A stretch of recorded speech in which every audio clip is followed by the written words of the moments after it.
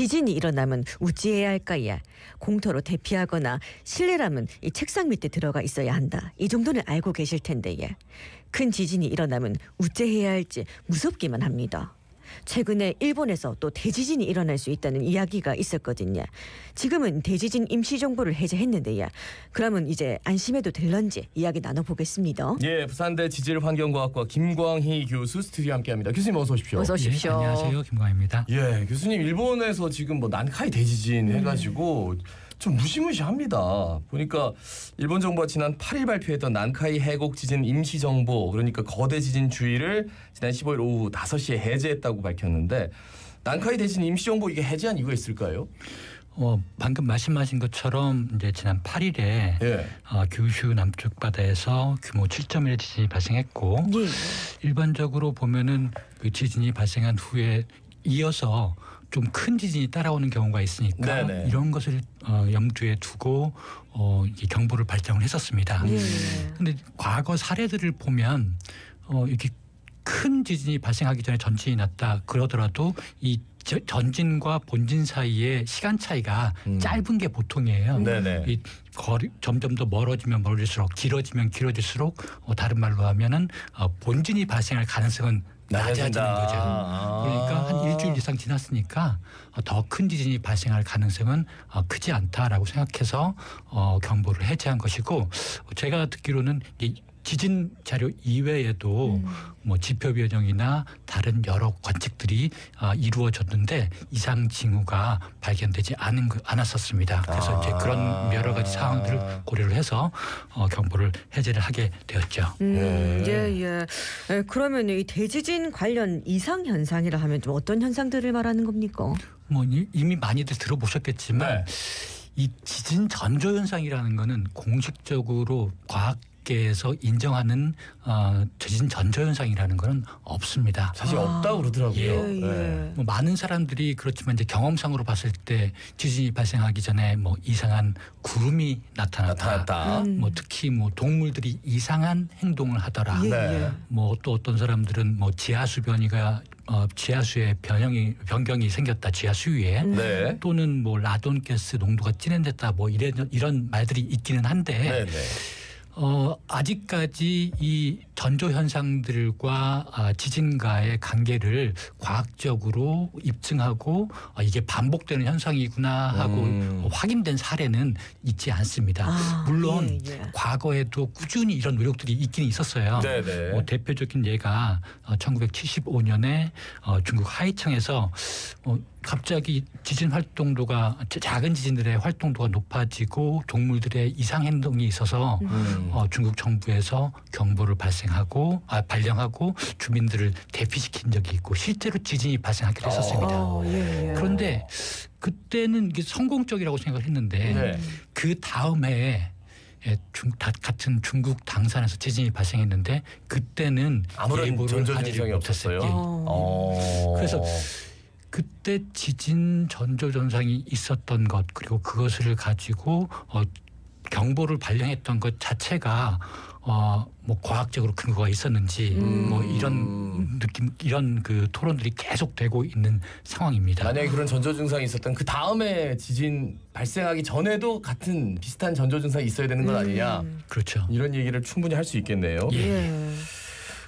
근데 일본 기상청이 그 난카이 해곡 지진 임시 경보 요거를 발표한 이유가 뭡니까? 난카이 해곡 대지진도 굉장히 좀 이게 무슨 얘기인지 잘 생소하고 어떻습니까? 뭐 지진이 발생한다는 것은 지진을 일으킬 수 있는 구조가 지하에 있다는 것이고요. 그렇죠. 우리가 이 구조들을 보통 단층이라고 부릅니다.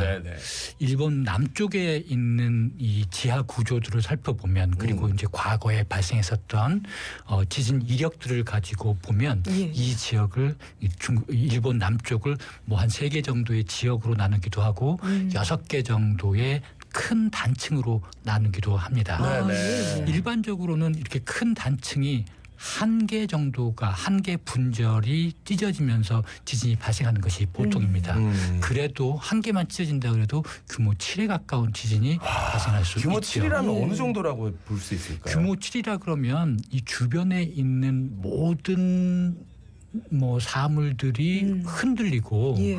뭐 심각할 때는 뭐 건물이 무너지는 그런 현상들도 발생할 수 있어요. 예, 예. 그런데 조금 전에 말씀드린 것처럼 일본 남쪽 같은 경우에는 한 개의 분절만 있는 게 아니라 여러 개의 5개나 6개의 분절이 있고 6개.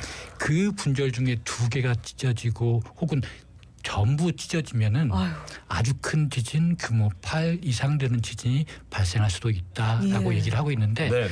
지금까지 뭐 조사되는 바에 따르면 그렇게 큰 지진이 발생할 가능성이 크지는 않지만 뭐 그 과거에 그런 사례가 있다고 하니까 조심해야 된다라는 취지에서 지금 많이 걱정하고 주의하고 있는 상황이라고 생각합니다. 과거에라면 어느 정도 과거입니까?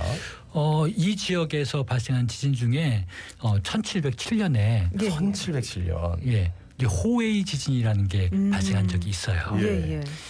이 지진의 규모가 8.6 정도 8.6. 되었다고 합니다. 사실 우리가 일본에서 발생한 지진 하면은 최근에 발생했었던 2011년에 발생한 동일본 대지진 사람들이 많이 네네. 기억하고 있습니다. 예, 예. 뭐 최근까지도 뭐 이제 그 근처에 있는 원전하고 관련된 이슈들이 우려 사항들이 많이 있었죠. 네. 그런데 이 지진이 발생하기 이전에 일본에서는 이 호에이 지진 규모 8.6의 지진이 일본 역사상 가장 큰 지진이라고 생각을 해서 일본에서 발생할 수 있는 지진 중에 가장 큰 규모의 지진이 8.6 정도 되는 지진이다라고 생각했는데 실제로 이제 더 큰 지진이 발생을 동일본 대지진은 했었죠. 어느 정도였죠? 동일본 대지진의 경우에는 규모가 9.1 정도 됐습니다. 근데 지금 이제 말씀하신 난카이 해곡 대지진 같은 경우는 더 넘을 수 있는 그 정도의 위력이 생길 수 있다는. 그 정도의 지진까지도 가능하다라고 생각하는 것이죠. 예. 근데 그러면 이 난카이 해곡 대지진이 뭐 우리 이제 살아갈 때 좀 안 발생했으면 좋겠는데 뭐 한 30년 안쪽으로 봤을 때 발생할 확률이 뭐 어느 정도나 된다고 보세요? 일단 뭐 난카이 지역에서 발생한 지진이 30년 안에 분명히 발생한다라고 봐야 되죠. 예. 지진이라는 거는 오랫동안 쌓여있던 응력이 방출되는 현상이라고 하는데 네네. 이 응력이 쌓이는 것은 자연적인 현상입니다. 그렇기 때문에 시간이 지나면 쌓이고 어느 정도 한계에 도달하면 이제 방출이 돼야 되는 것이죠. 네네. 그렇기 때문에 이 지역에서는 뭐 한 150년 정도의 주기를 가지고 꾸준히 큰 지진이 발생하면서 네. 쌓여있던 응력들이 방출이 되고 있다.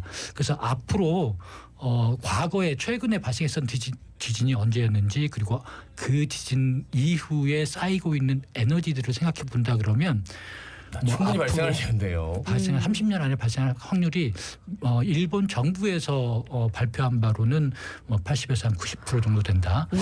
근데 우리가 일기예보를 들어도 네. 80% 정도 비 올 가능성이 있습니다라고 하면 비가 오잖아요. 예.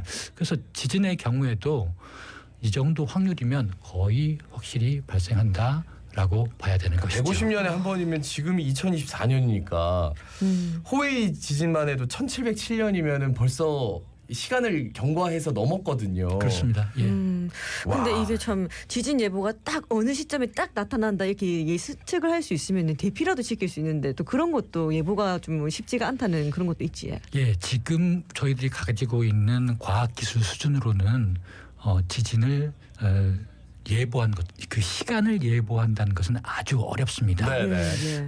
미국 같은 경우에도 뭐 그런 시도가 여러 번 있었습니다.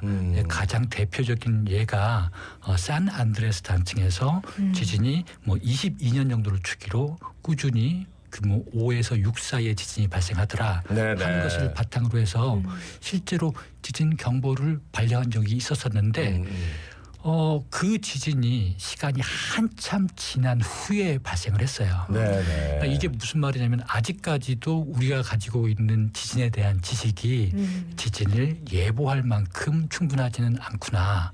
그렇지만 조금 다행스러운 일이라고 하면 우리가 이 시간을 예측할 수는 없지만 장소와 규모에 대해서는 어느 정도 확신을 가지고 얘기할 수 있는 것 같아요. 그래요. 그래서 시간을 얘기할 수는 없지만 장소와 규모는 얘기를 할 수 있다.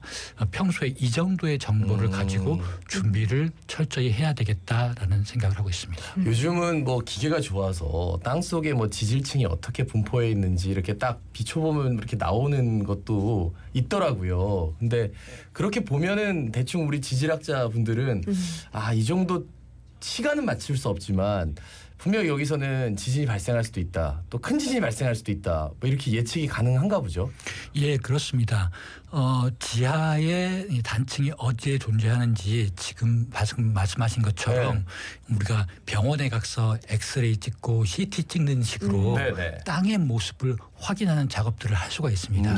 그런데 이 대상이 이 큰 땅덩어리를 대상으로 하기 때문에 시간도 많이 걸리고 노력도 많이 필요하고 많은 인력이 투입돼야 되는 그런 문제점들이 좀 있습니다.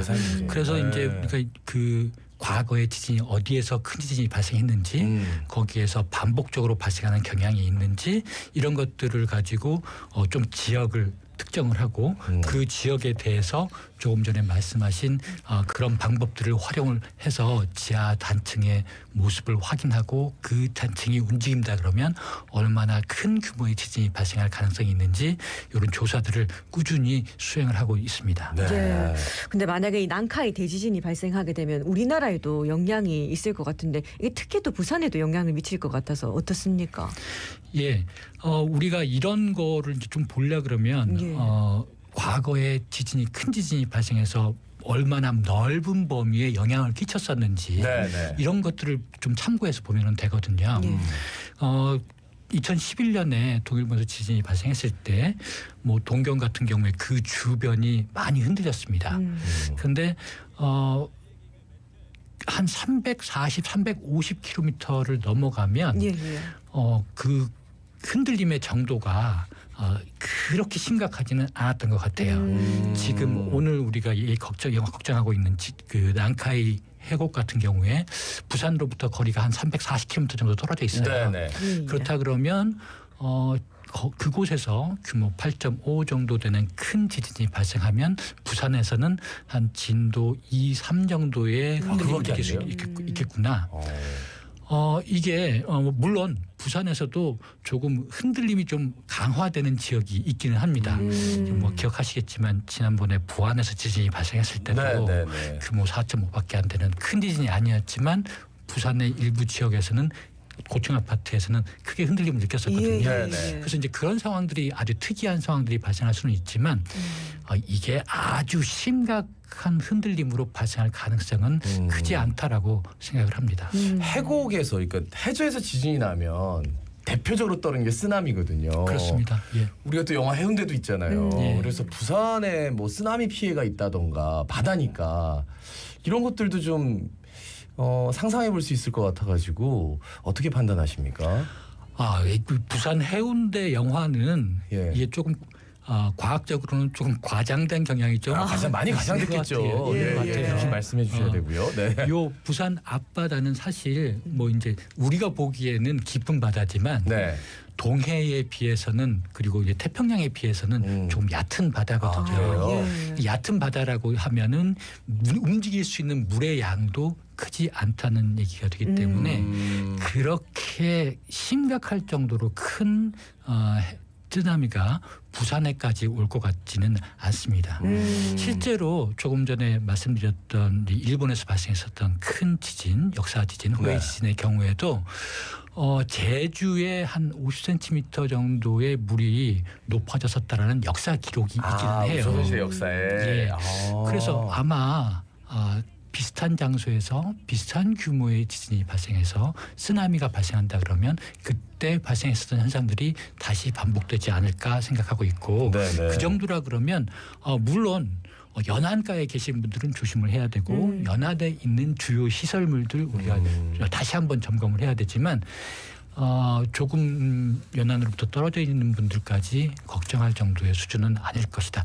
요 지진 때문에는 그럴 거다라고 생각합니다. 예. 너무 걱정을 했나 봐요. 예, 교수님이 이렇게 말씀해 주시니까 정말 마음이 놓입니다. 말씀 잘 들었습니다. 고맙습니다, 교수님. 고맙습니다. 고맙습니다. 지금까지 부산대 지질환경과학과 김광희 교수였습니다.